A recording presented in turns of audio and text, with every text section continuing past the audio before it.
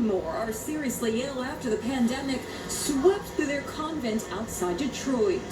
Once the germ got in and spread around, it was a point of no return. The Felician sisters at the presentation of the Blessed Virgin Mary Convent were especially vulnerable. Most of them were in their 80s and 90s, retired teachers and nurses. Sister Mary Madeline was a special ed teacher. Sister Thomas Marie taught 2nd grade. Our sisters and their legacy were all about serving the community. There is some promising news today. The pace of new infections appears to be slowing. New cases rose by 60,000 in the U.S. on Monday. That's the smallest increase in a week. Another study has found that the rise in temperatures is causing a decrease in the death rate. President Trump is now embracing mask wearing, posting a photo of himself in a mask Monday with the caption, "Many people say that it is patriotic to wear a face mask when you can't socially distance. There is nobody more patriotic than me, your favorite president." But later at a fundraiser, he greeted well-wishers with no mask and seemed to make light of social distancing. Don't touch me, because if you touch me, it won't be good. And a restaurant busboy is in hot water today after he called in sick, claiming to have COVID-19 when he didn't. His boss said he wanted the day off. We actually had to shut down. We had to cleanse the entire building and sanitize the entire building. The entire staff went and to the hospital and actually had testing done. The busboy worked at this steak and seafood restaurant in Ludington, Michigan. The owner says he fessed up when he saw the pandemonium he caused. The cost of his fake sick call?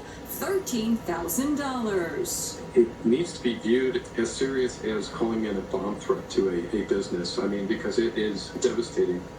Other news today, that St. Louis couple who aimed their weapons at Black Lives Matter protesters passing by their home have now been charged with felonies. Here's Stephen Fabian with more. The homeowner and his wife, who drew weapons as Black Lives Matter supporters marched past their mansion, is speaking out following felony gun charges being filed against them. I've been a little irritated by this process until today. Now I'm just flat out pissed off. Mark McGlosky was defiant during his appearance on Tucker Carlson last night. Do you want to have 300 people inside your house breaking stuff, setting fires, and killing you? Or would you rather stop them when they're outside? We chose to stop them from coming in. Witnesses said the protesters were on their way to the mayor's house and not threatening the couple. In a statement announcing the charges, the St. Louis Circuit Attorney said it is illegal to wave weapons in a threatening manner at those participants as they evade police in a crowded neighborhood in Manhattan. It looks like a scene from The French Connection, but this is the real deal.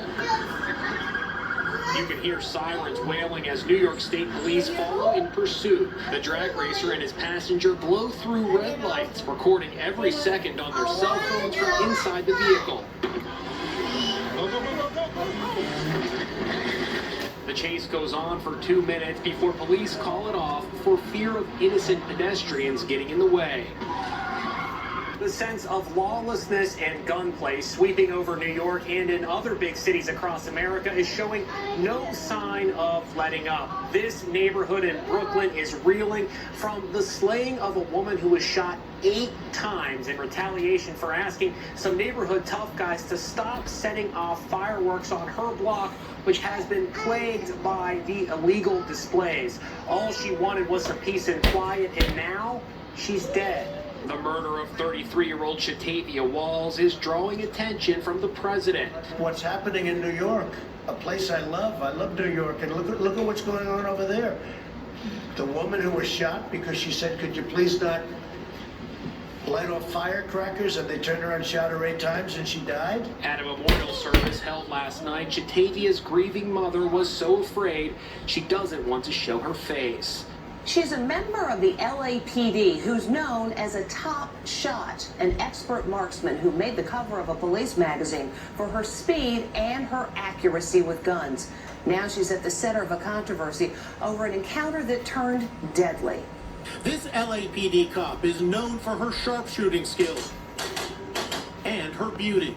Now she finds herself at the center of a deadly police shooting. Drop the knife! Drop it! 23-year-old Tony McBride's social media videos show her firing at a gun range with speed and accuracy. She's also trained celebrities like Keanu Reeves and was on the cover of a magazine popular with police and firearms enthusiasts. Now police are investigating McBride's shooting of a carpet installer named Daniel Hernandez, who after colliding his car began